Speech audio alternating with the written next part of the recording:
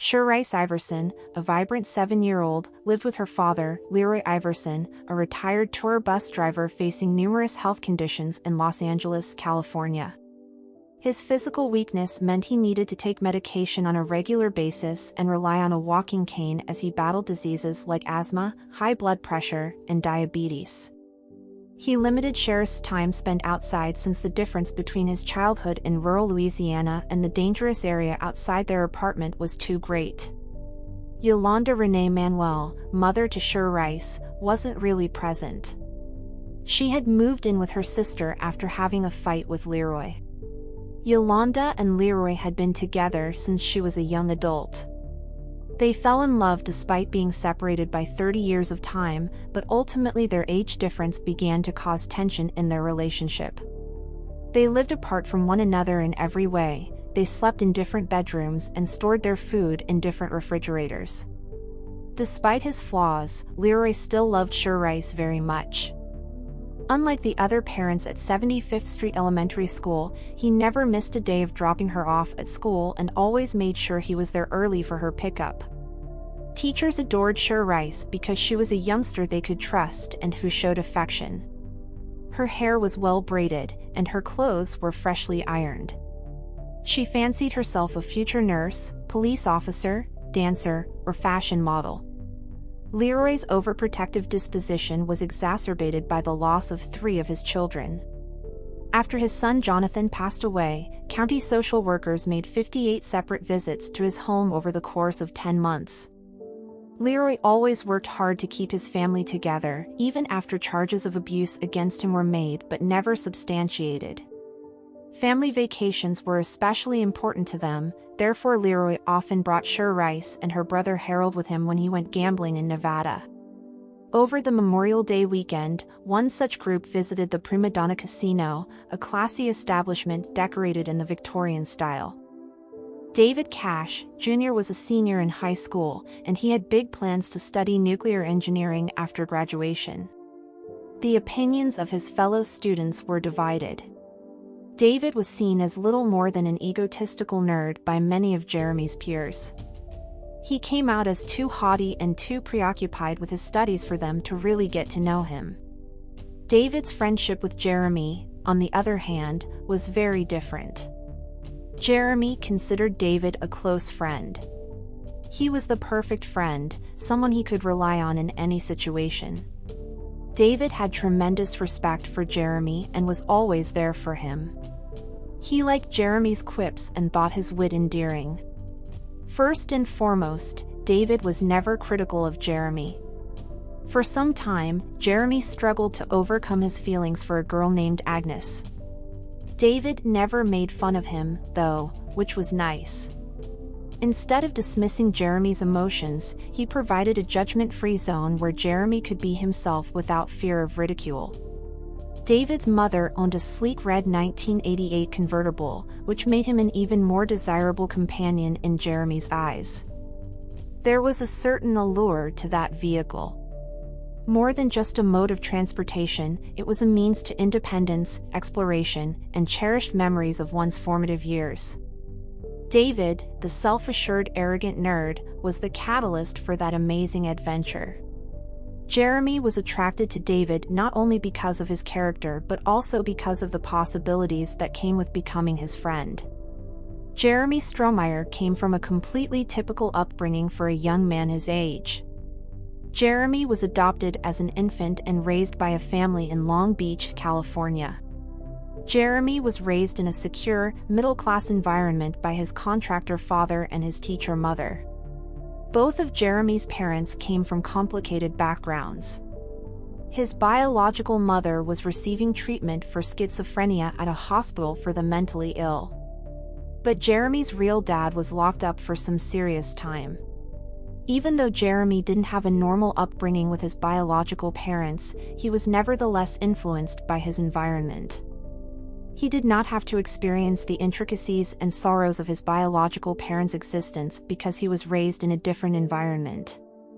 Jeremy was a bright boy who showed early promise as a mathematician. He spent a lot of time at the arcade with his pals, where he played video games. Jeremy's best friend was David Cash, whom he'd known since junior high. The two became fast friends, spending a lot of time together, going to school together, and indulging in typical adolescent activities. Jeremy's concerning actions began in his freshman year of high school. After he was caught vandalizing school property, he started performing poorly academically.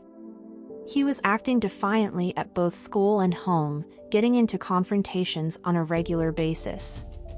There was a lot of stress in his connection with his parents. He also began experimenting with drugs, leading him away from the normal route of adolescent rebellion and into more perilous waters.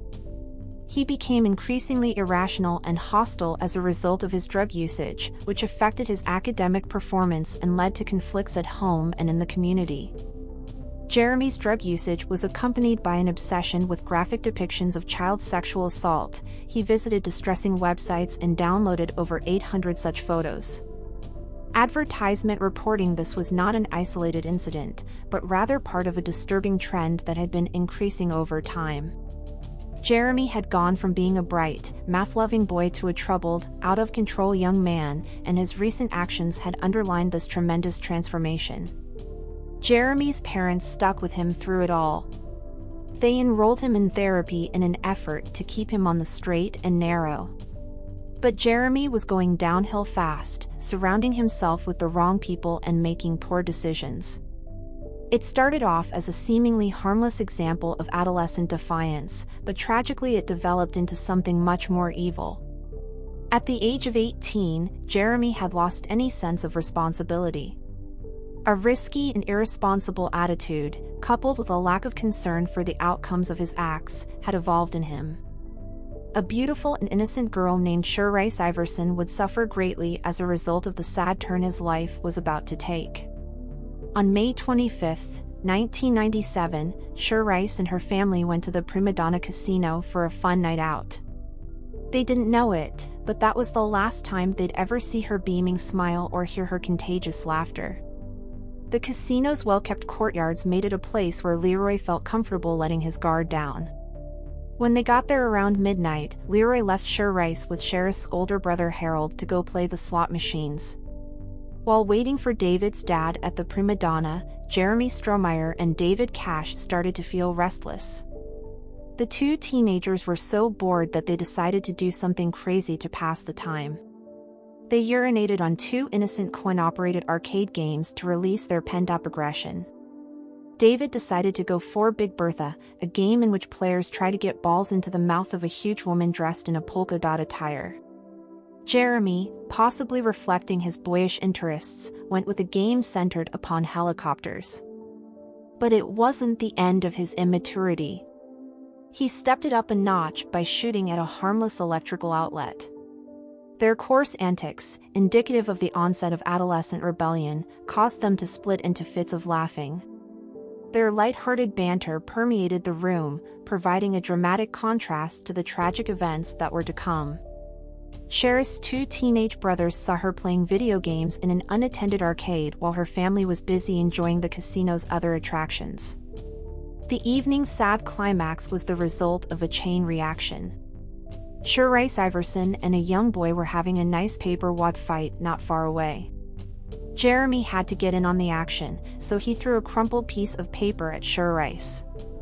Sherrice, dressed like a sailor and wearing black cowboy boots, started rushing away after the prankster. They played tag for over 11 whole minutes. As the arcade's video games mimicked space battles, racing vehicles, and heroic face-offs, they zigzagged up and down the aisles. A tall, blonde, upper-class youngster from Long Beach was seen playing with a small, dark-skinned girl from South Central, whose father relied on disability payments to get by. Sherrice, who weighed in at a scant 46 pounds and stood just short of 4 feet, was completely overshadowed by Jeremy, who was about 2 feet taller and 100 pounds heavier.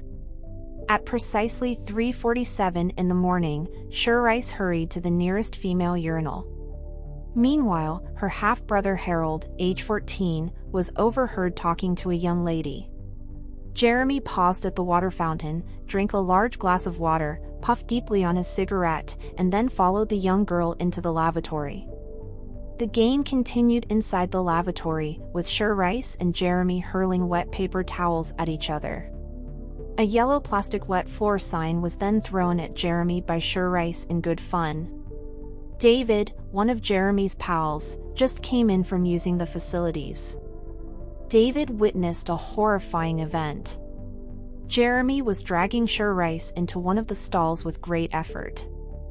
David could see Jeremy detaining Sherrice from the adjacent stall, with one hand covering her mouth while he molested her with the other.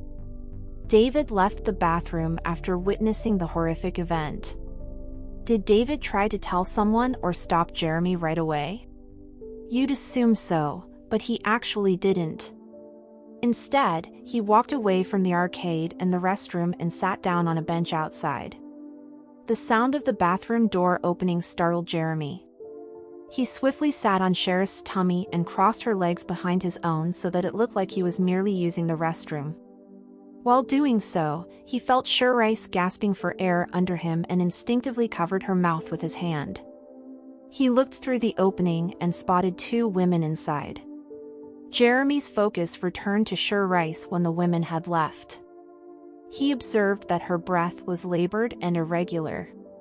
He figured she was out of her mind. He reasoned that allowing her to spend the remainder of her life in a vegetative state was worse than killing her. He twisted her head with both hands because that's what he'd seen in movies. It appeared like Sherrice was still alive. He twisted even further.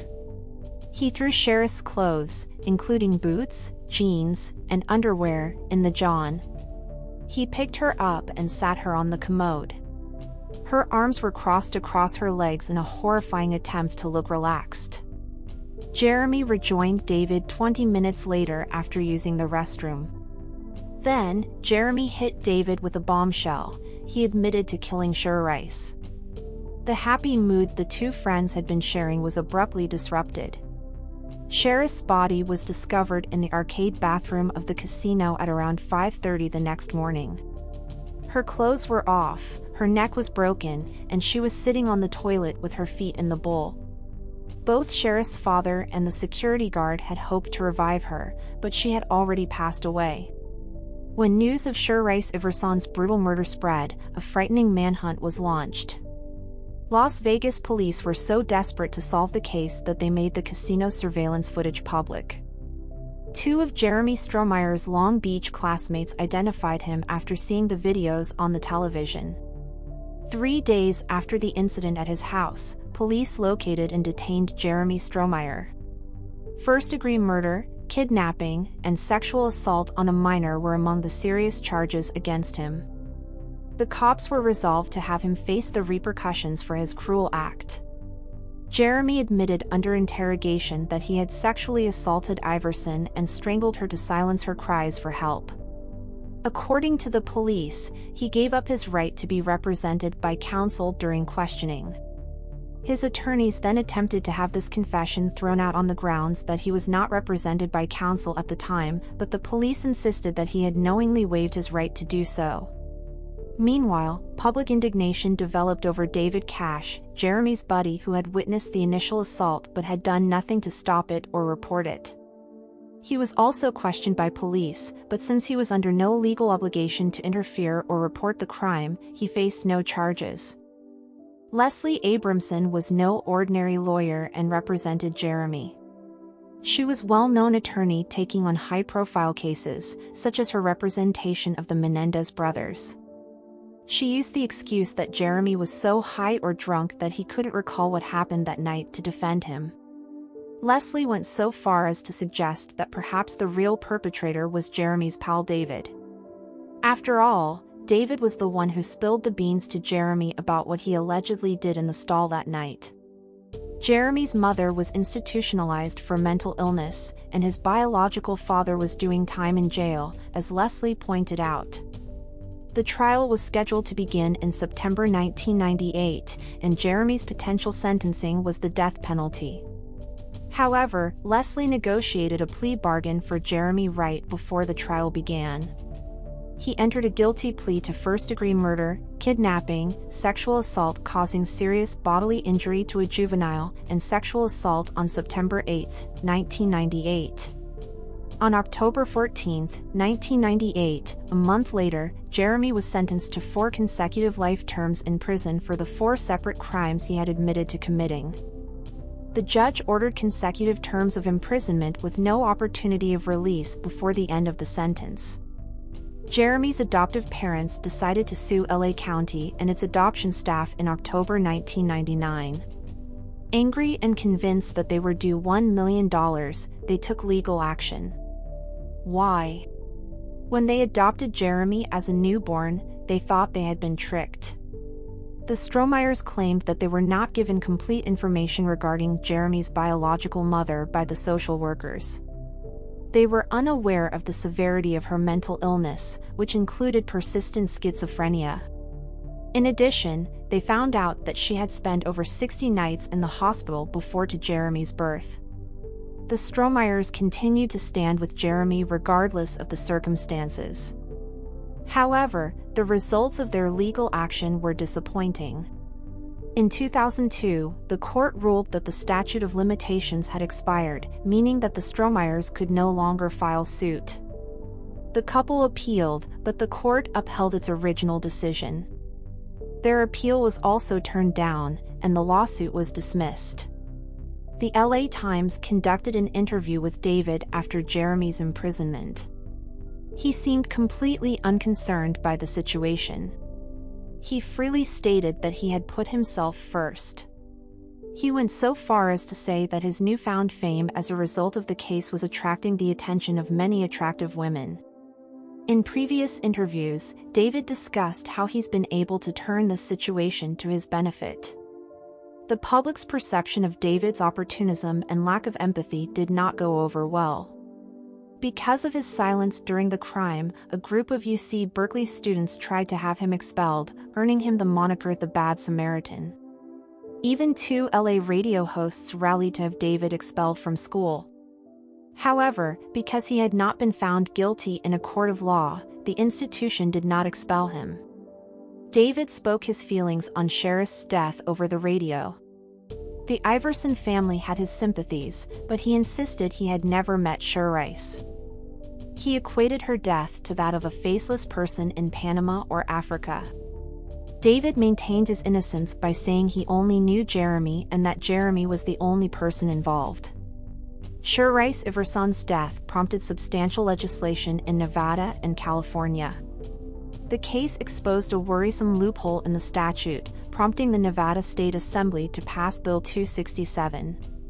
Because of David Cash's startling passivity during the crime, new laws were passed making it a criminal not to report suspicions of sexual abuse or physical abuse of a minor under the age of 18. Richard Perkins, the then majority leader of the Nevada Assembly, was a strong supporter of the Sherrice Iverson bill. If you commit a crime of this sort and don't disclose it, you could face penalties and perhaps jail time under the new legislation. This landmark law finally became law in the year 2000.